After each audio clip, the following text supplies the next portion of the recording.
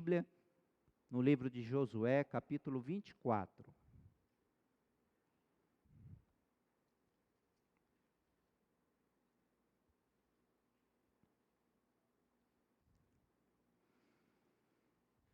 Josué capítulo 24, abre aí a sua Bíblia, seu smartphone.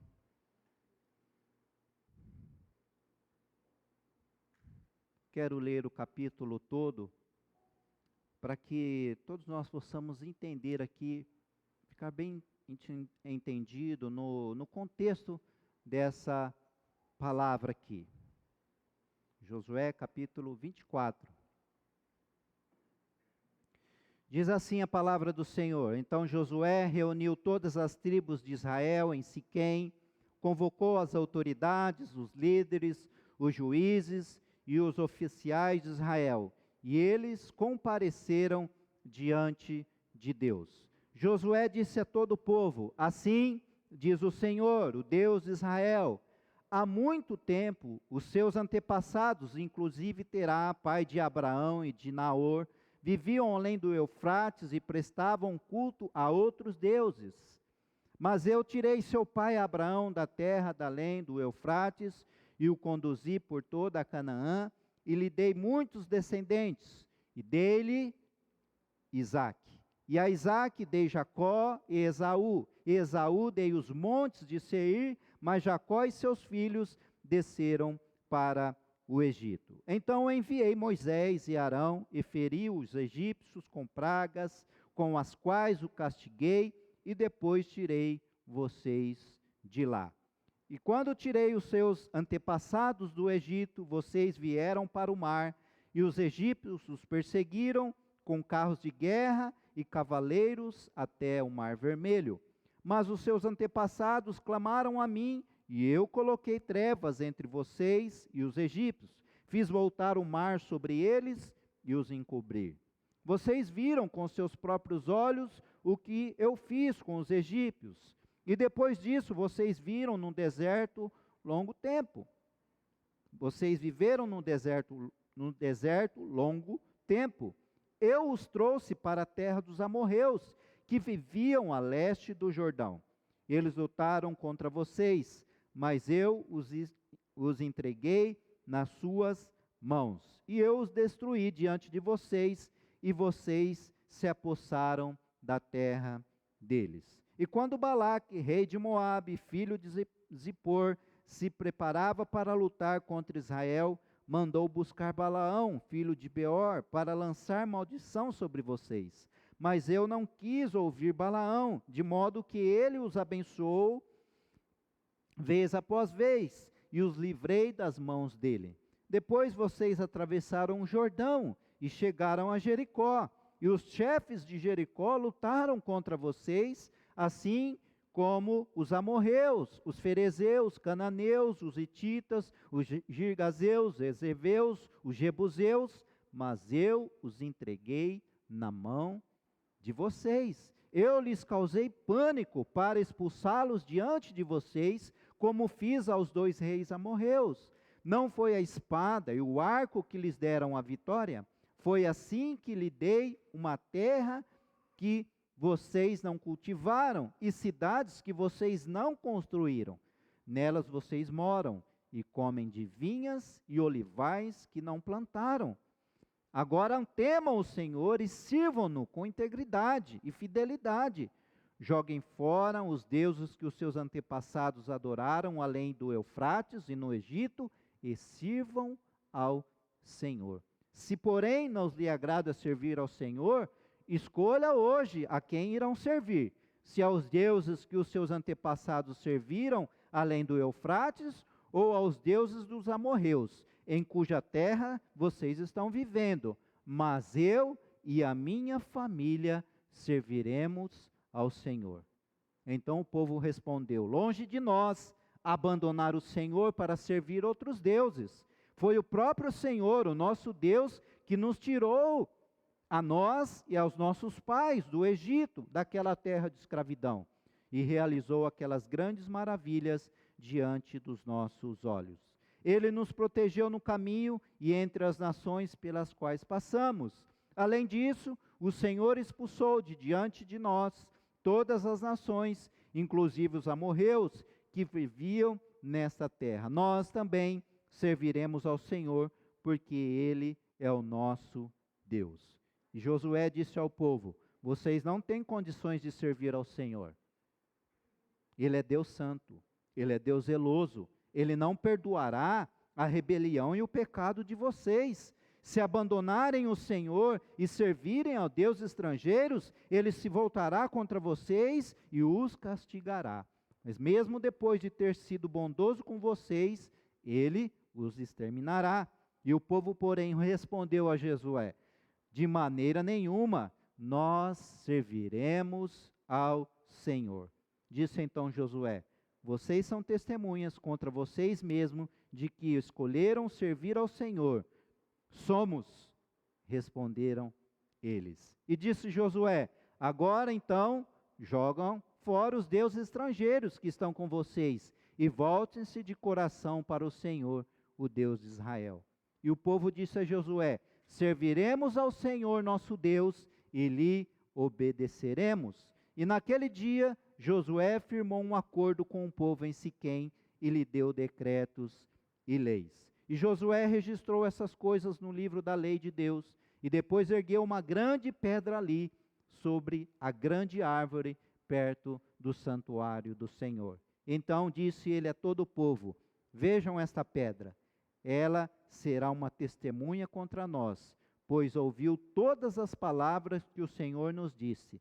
Será uma testemunha contra vocês, caso sejam infiéis ao Deus de vocês.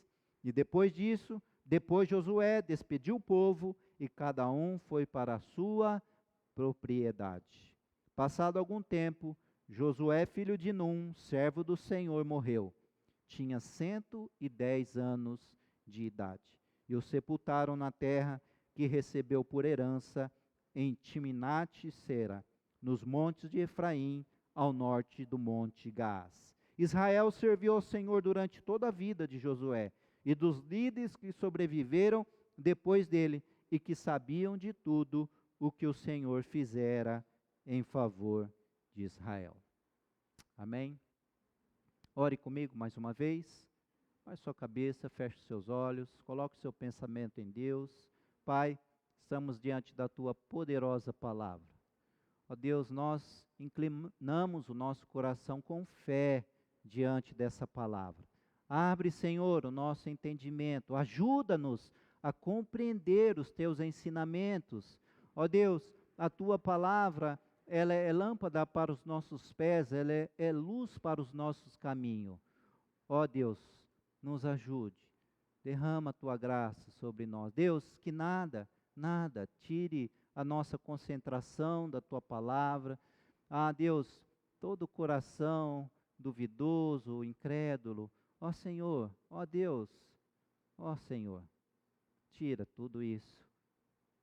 Abre o nosso coração, nosso entendimento diante da sua palavra nesse momento. Nós pedimos isso em nome de Jesus. Amém. Amém? Para entender o contexto aqui dessa história do povo de Israel, nesse dado momento aqui da liderança de Josué, o líder que Deus levantou depois de Moisés, agora está diante do seu povo, o povo de Israel, e Josué reúne aqui os seus oficiais, Josué reúne os seus cabeças, os seus juízes, Josué reúne nesse momento todas as tribos de Israel. Josué, como nós lemos aqui, ele já está velho, já está no final dos seus dias. E Josué, veja bem, ele está preocupado com as famílias do seu povo. Josué está preocupado aqui com um esfriamento espiritual do povo de Israel. Então ele coloca aqui, ele convoca, na verdade, uma renovação da aliança. Quantos já passaram por um esfriamento espiritual? Tiveram essa experiência de se distanciar um pouco de Deus, se esfriar espiritualmente.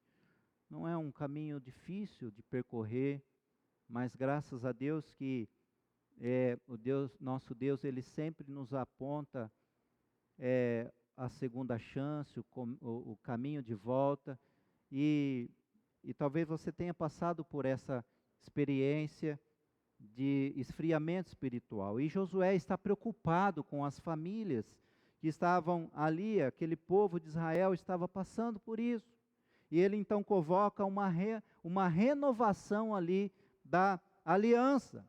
E toda aliança, ela precisa ser renovada, de forma que nós possamos ver os votos feitos no início dessa aliança, os compromissos assumidos nesta aliança, o que está sendo mantido ou deixado de lado na medida que o tempo vai passando. Entenda que se você fez um voto com Deus, talvez um voto com alguém, um voto perante Deus, você precisa cumpri-lo. Sim ou não? Sim. Um exemplo disso é o casamento, não é verdade? Tem casados aqui? Só meia dúzia. Tem casados aqui? Deixa eu ver. Oh, glória a Deus. Esse é o time feliz, né?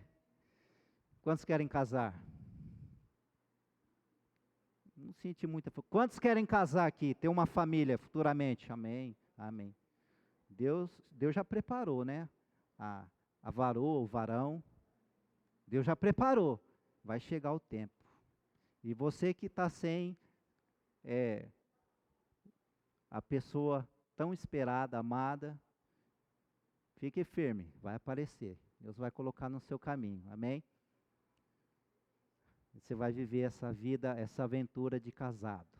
É uma aventura, não é? Depois que vem os filhos aí, irmãos, o casamento é a escola do caráter, né? O casamento, no casamento, Deus ele quebra o vaso no meio, que somos nós, não é verdade? Aí quando vem os filhos, Deus pisa em cima dos cacos. Mas é bênção, irmão, é bênção. É bênção, amém? Casamento é bênção. Então entenda que, sabe, o casamento ele é uma aliança feita entre um homem e uma mulher.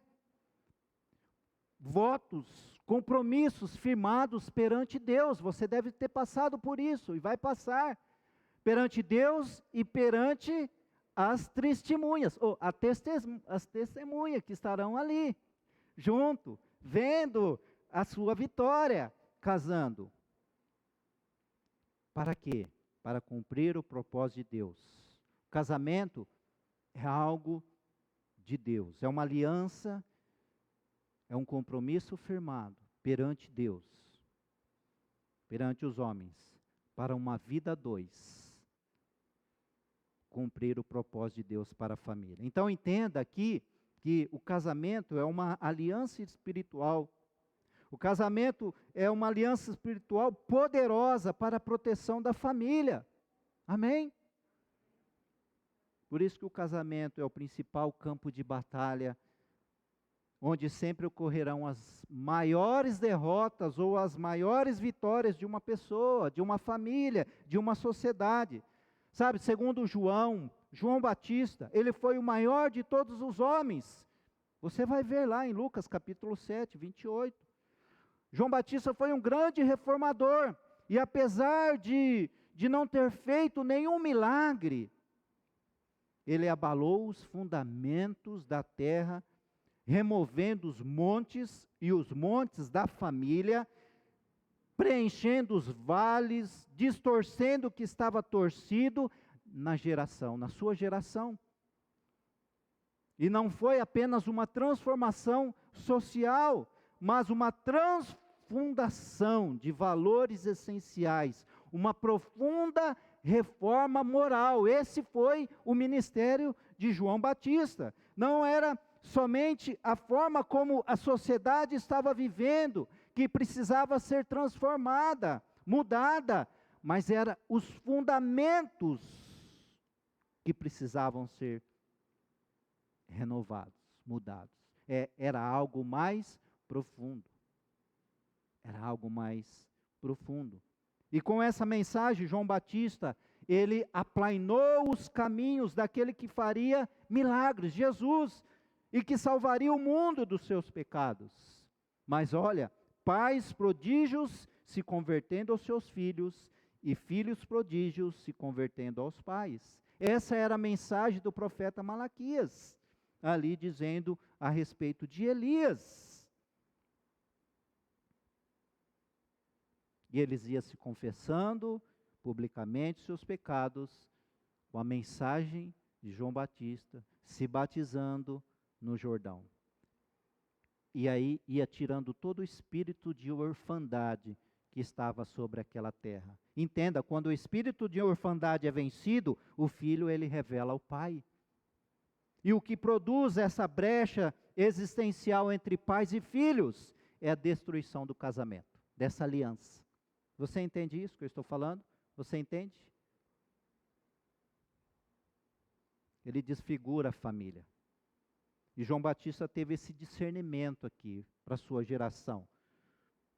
João Batista ele tinha muitas mensagens específicas. Ele tinha mensagem para os soldados, ele tinha mensagem para os religiosos, ele tinha mensagem para o governo, ele tinha mensagem para o povo. Porém, a mensagem mais impactante que João Batista levou ao auge do seu ministério, e que isso custou a sua cabeça, foi contra a destruição do matrimônio, dessa aliança. Veja bem, você há de se lembrar que João Batista ele confrontou o adultério de Herodes e Herodias. E só existe uma maneira plena de converter o coração dos pais aos filhos e dos filhos aos pais. Se chama casamento. Uma aliança poderosa espiritual. E João Batista deu a vida por essa mensagem.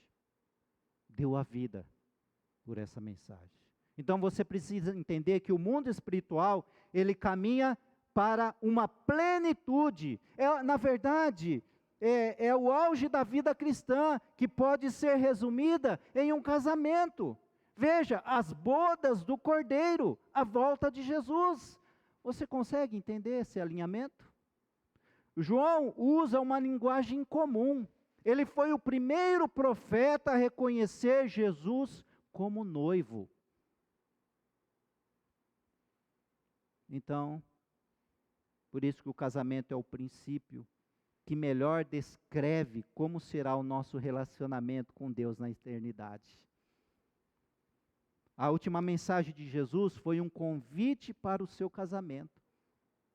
Ele diz no Evangelho, segundo Mateus, a última está pronta a festa, mas os convidados não eram dignos.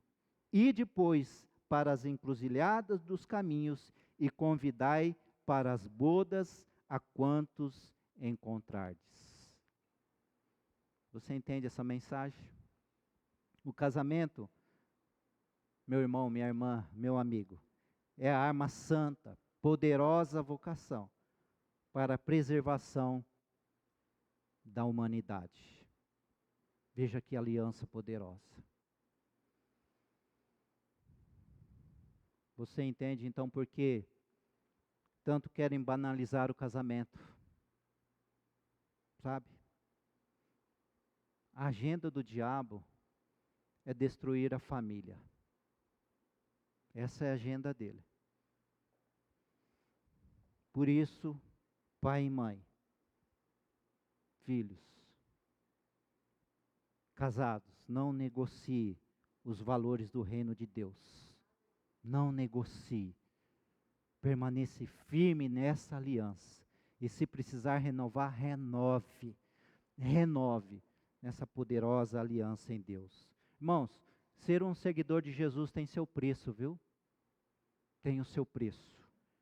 Envolve renúncia, envolve perseverança, envolve paciência, envolve humildade, envolve coerência e, acima de tudo, envolve integridade. Nós vamos falar disso um pouquinho mais para frente. A principal plataforma para o exercício diário desses valores é o casamento e a família. Bendita são as famílias que estão aqui representadas, em nome de Jesus. É chegado o tempo de renovação para a nossa casa. É chegado o tempo de renovação para a nossa família. Essa era o desejo de Josué para o povo de Deus. Mas para essa aliança que acontecer, deveria haver uma mudança no comportamento do seu povo. Uma renovação de aliança para sair do esfriamento espiritual. O qual esse esfriamento, infelizmente, deixou um legado negativo. Quando seus pais se esfriaram no percurso para alcançar a terra prometida, você há de se lembrar. Praticaram atos que desagradavam a Deus, esculpindo e servindo a outros deuses. Então o desejo aqui de Josué e o desejo de Deus para cada um de nós é casas renovadas, famílias renovadas espiritualmente. Quantos querem a sua família renovada espiritualmente aqui? Amém? Então você vai dizer ao Senhor o que está escrito em Lamentações capítulo 5, verso 21. Restaura-nos para ti, Senhor, para que nós voltemos, renova os nossos dias como os de antigamente. O profeta Sofonias capítulo 3, ele vai dizer: o Senhor, o seu Deus, está em seu meio, poderoso para salvar, ele se regozijará em você, com o seu amor a renovará. E ele se regozijará em você com brados de alegria. Aleluia! Há um renovo do Senhor aqui, sendo derramado sobre a nossa casa, sobre a sua vida, sobre a sua família.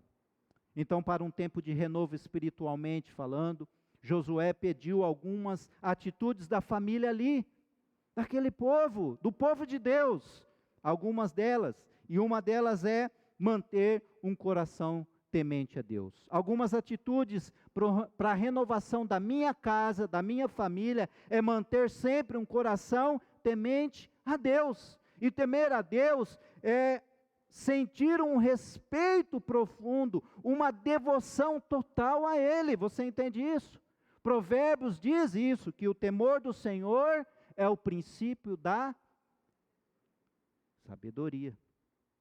O temor do Senhor nunca, na verdade, é algo ser temido, entenda isso. Não é uma barreira para o nosso crescimento. Não é um tipo de temor que foge do Senhor com pavor. Não é esse.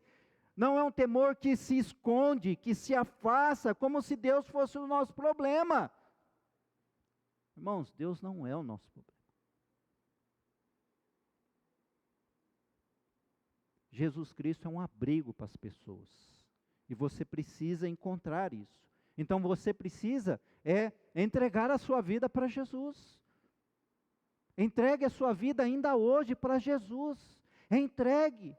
E se você está longe dos caminhos, renove a sua aliança com Jesus. Volte-se para Cristo. E Ele vai te ajudar.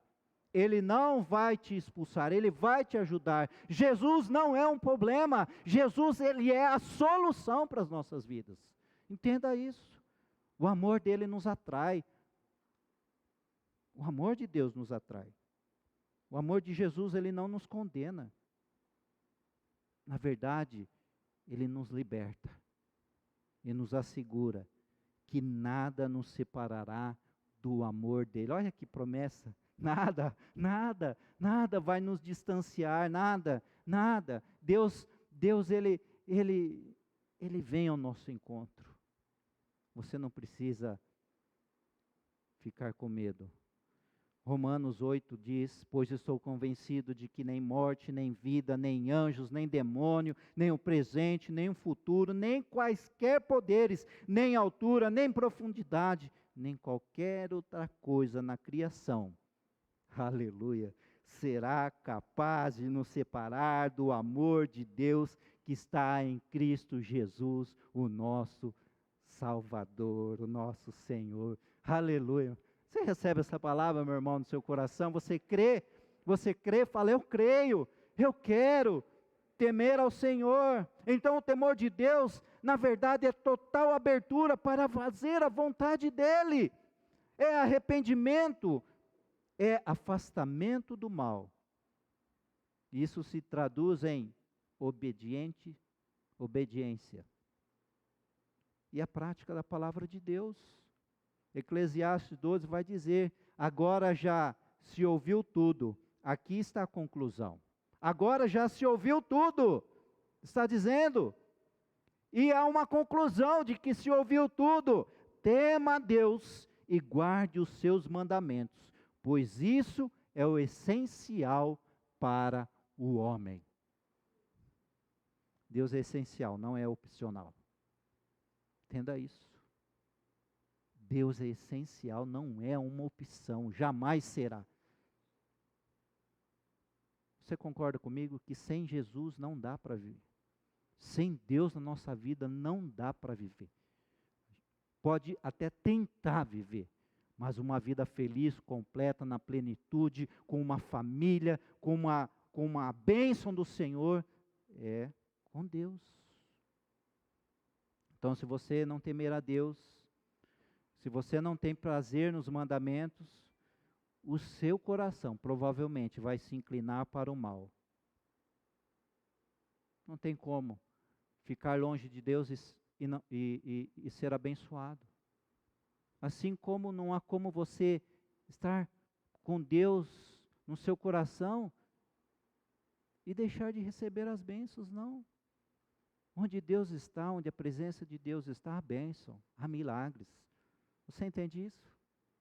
Onde Deus está, há milagres. Também outra atitude aqui para a renovação da minha casa é busque uma vida de integridade e compromisso no servir. Integridade, ela mostra o quê? O caráter de alguém que faz o que disse que faria.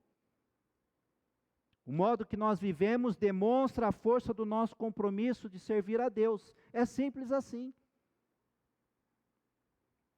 E ser uma pessoa íntegra é uma pessoa que tem conduta, uma conduta reta, honesta, ensinável, sincera, fala sempre a verdade, não engana, não fala mal do próximo, é digno de confiança. E isso, como que isso é bom e é bênção para a nossa vida familiar.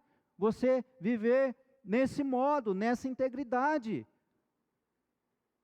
Não é verdade? O salmista diz no capítulo 112, aleluia, como é feliz o homem que teme o Senhor e tem grande prazer em seus mandamentos. Os seus descendentes serão poderosos na terra. Aleluia. Irmão, a sua geração será poderosa na terra. Será uma geração abençoada de homens íntegros. Aleluia. Grande riqueza é em sua casa, diz a palavra, e a sua justiça dura para sempre. A luz raia nas trevas para o íntegro, para quem é misericordioso, compassivo e justo.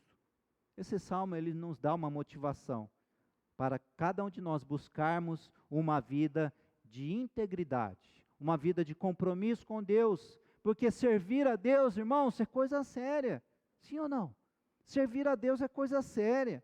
Assim como Cristo, Ele tem o caráter de Deus, que nós possamos ter o caráter e a beleza de Cristo em nossa vida. O texto diz em Colossenses 1:27, que Cristo em vocês é a esperança da glória. Aleluia! E eu preciso buscar atingir a plenitude de Cristo na minha vida. Assim como foi Jó. Você lembra de Jó? O texto diz, o primeiro versículo do primeiro capítulo, na terra de Uz, vivia um homem chamado Jó. Olha só, ele era um homem íntegro e justo, temia a Deus e evitava o mal. Olha só, tem Jó aí? Amém? Irmão, você sabe que, olha que Deus está falando de um homem aqui. E Deus vai encontrar pessoas assim. já encontrou aqui. Amém? Amém? Então você vai repetir comigo, profeticamente dizendo o seu nome no lugar de Jó aqui. Na terra de Sertãozinho vivia um homem chamado Neymar, era homem íntegro e justo e temia a Deus, evitava o mal. Vamos de novo, você vai falar, quando for homem você vai falar mulher, chamada seu nome, e vai terminar esse texto. Vamos lá? Na terra de Sertãozinho vivia um homem chamado Neymar, era homem íntegro e justo, temia a Deus e evitava o mal. Aleluia! Aleluia! Aleluia! Em nome de Jesus. Em nome de Jesus. Outra atitude aqui para a renovação da minha casa: fidelidade. Olha só, Deus quer de nós a mesma fidelidade que Ele tem para conosco. O Salmo 92 vai dizer: como é bom render graças ao Senhor, cantar louvores ao teu nome, ó Altíssimo, anunciar de manhã o teu amor leal, e de noite a tua fidelidade. A fidelidade, ele é uma importante qualidade do caráter. Não é verdade? A fidelidade a Deus e aos nossos. Aos nossos. Fidelidade no casamento, com os filhos. E ser leal, Tiago vai falar sobre isso, de ser leal, honesto e verdadeiro. E nós precisamos buscar a transformação do caráter para cumprirmos o chamado de Deus em nossa vida, dentro da nossa casa e também em qualquer lugar. Porque lealdade, fidelidade não é só quando estamos perto, não é verdade? É também quando não estamos perto. Você entende isso? Na verdade, a fidelidade é uma transformação contínua na nossa vida.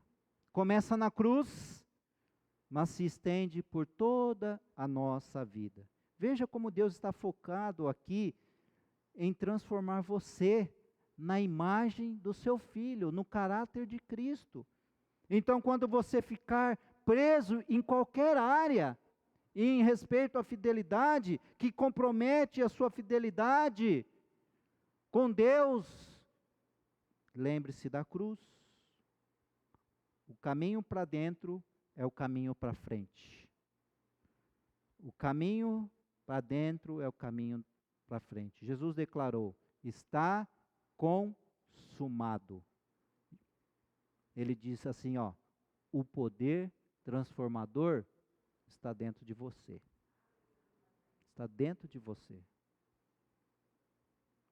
A segunda carta do apóstolo Paulo, Coríntios capítulo 3, vai dizer: e todos nós, que com a face descoberta contemplamos a glória do Senhor, segundo a sua imagem, estamos sendo transformados com glória cada vez maior, a qual vem do Senhor, que é o Espírito.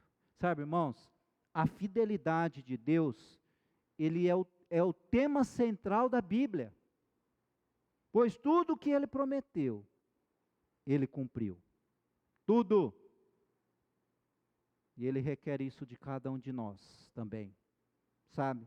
Ele prova o seu amor e a sua fidelidade a nós. E nós provamos o nosso amor e a fidelidade a Ele também. Você entende isso? Isso envolve uma atitude, é uma postura, é um posicionamento. Porque a fidelidade, por que está dentro de nós? A fidelidade é um fruto do Espírito. O Espírito está dentro de mim e de você. Amém? Amém? O Espírito Santo está dentro de nós. Somos casas, templos do Espírito Santo de Deus. Que privilégio, não é verdade, irmãos? Deus escolheu morar dentro de você. Dentro de você. Por isso que a fidelidade é um fruto do Espírito. Gálatas diz isso, mas o fruto do Espírito é amor, alegria, paz, paciência. Olha só quantos frutos do Espírito: amabilidade, bondade, fidelidade, mansidão, domínio próprio. Contra essas coisas não há lei.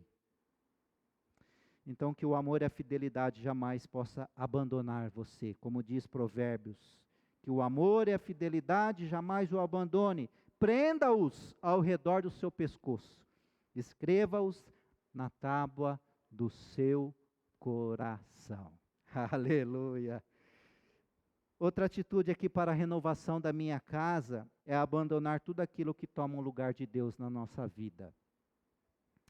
Olha o que diz Josué aqui no capítulo 24, 14b. Joguem fora os deuses que seus antepassados adoraram além do Eufrates e no Egito, e sirvam ao Senhor. Sabe, são os falsos deuses, e nós podemos renovar os nossos lares espiritualmente, eliminando os deusinhos do século 21, que pode ser o trabalho, pode ser a internet, a televisão, pode ser o namoro, pode ser um lazer, uma vaidade, pode ser um vício, pode ser um compromisso sociais, tudo que toma o lugar de Deus e do tempo de devoção a Ele. Você entende isso? Você precisa entender que a prioridade errada interfere no modo de servir e adorar a Deus. E a pergunta que eu faço nesta noite é: o que está ocupando o primeiro lugar em sua vida? O que está? O que está ocupando o lugar que é para ser de Deus em sua vida?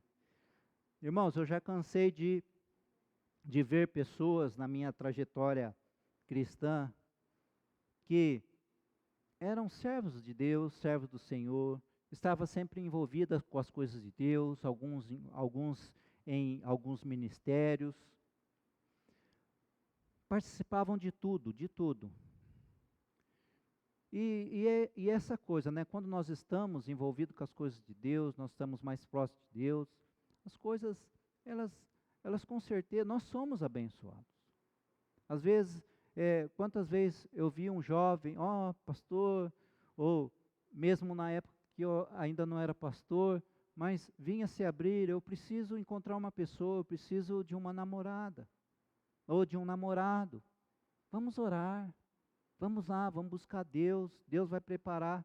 Mas depois que quando recebeu a bênção, deixou de adorar o abençoador. Recebeu a bênção, de vez continuar servindo a Deus, buscando a Deus, os caminhos de Deus. Pegou o namoro e colocou em primeiro lugar. E foi se afastando. Recebeu a bênção, agora eu quero namorar. Agora eu não tenho mais tempo, eu preciso sair, eu preciso me divertir, eu preciso... E quando nós estamos longe das coisas de Deus, o nosso coração se inclina para o mal. E quando nós vemos, esfriamos espiritualmente, daqui a pouco estamos distante de Deus. Você entende isso? Quantas pessoas: Deus, eu estou com a minha vida financeira, Deus, eu preciso de um milagre na minha vida financeira, Deus vem e faz a obra, você recebe o milagre, as portas se abrem, você é abençoado, mas depois você não tem tempo mais. Não dá mais para mim servir, ou não dá mais para mim ler a Bíblia, não tenho mais tempo para adorar, não tenho tempo mais ler a Bíblia em casa, não tenho tempo mais para orar, tenho tempo mais para Deus, porque o meu trabalho me toma o tempo. Você entende isso que eu estou dizendo? A prioridade errada interfere no meu modo de servir e adorar a Deus. Talvez seja por isso que o inimigo ele se esforce tanto para nos manter sobrecarregados, sabe? Com os nossos compromissos, com as nossas agendas lotadas. Por isso que dificulta a nossa percepção da realidade, do que realmente importa. O que importa fazer primeiro, o que é para ser primeiro em minha vida. E Deus em primeiro lugar, com certeza Ele vai cuidar das outras. Com certeza, quando Deus é primeiro em nós, haverá providência, haverá o favor dEle sobre a nossa vida, sobre a nossa família. Então nós devemos, na verdade, remover os falsos deuses da nossa vida e do nosso lar. Amém? Remover. O que pode ser? O que tem tomado o lugar de Deus? E isso pode estar trazendo um esfriamento espiritual e nos levando a deixar as coisas de Deus sempre para depois. Aquela conversa de que se sobrar tempo, a gente para as coisas de Deus. Você entende isso, meu amado irmão? Então, que nessa noite nós possamos renovar a nossa casa, a nossa família, priorizando o Senhor no nosso coração. Diga assim: primeiro Deus, e as outras coisas serão acrescentadas na minha vida. Amém? Quinto e último, aqui a atitude para que nós possamos renovar a nossa casa é levantar um altar de adoração na sua casa. O povo disse a Josué: serviremos ao Senhor nosso Deus e lhe obedeceremos. E naquele dia José firmou um acordo com o seu povo em Siquém e lhe deu decretos e lei. Josué registrou essas coisas no livro da lei de Deus. E depois, veja bem, Josué, ele ergueu uma grande pedra ali sobre a grande árvore, perto do santuário do Senhor. Josué estava levantando um memorial daquela aliança firmada ali, daquela renovação de aliança. Diz ao povo: vejam essa pedra, ela será uma testemunha contra nós, pois ouviu todas as palavras que o Senhor nos disse. Será uma testemunha contra vocês, caso sejam infiéis ao Deus de vocês. E depois Josué despediu o povo e cada um foi para a sua casa, para a sua propriedade. Então, conduza essa atmosfera de gratidão e de dedicação, uma atmosfera de adoração ao Senhor dentro do seu lar, dentro da sua família. Diga: sim, sim, eu e a minha família serviremos ao Senhor. Sabe, eu lembro quando a gente vê que coisa maravilhosa, né? Essa atmosfera de adoração, de dedicação, de gratidão a Deus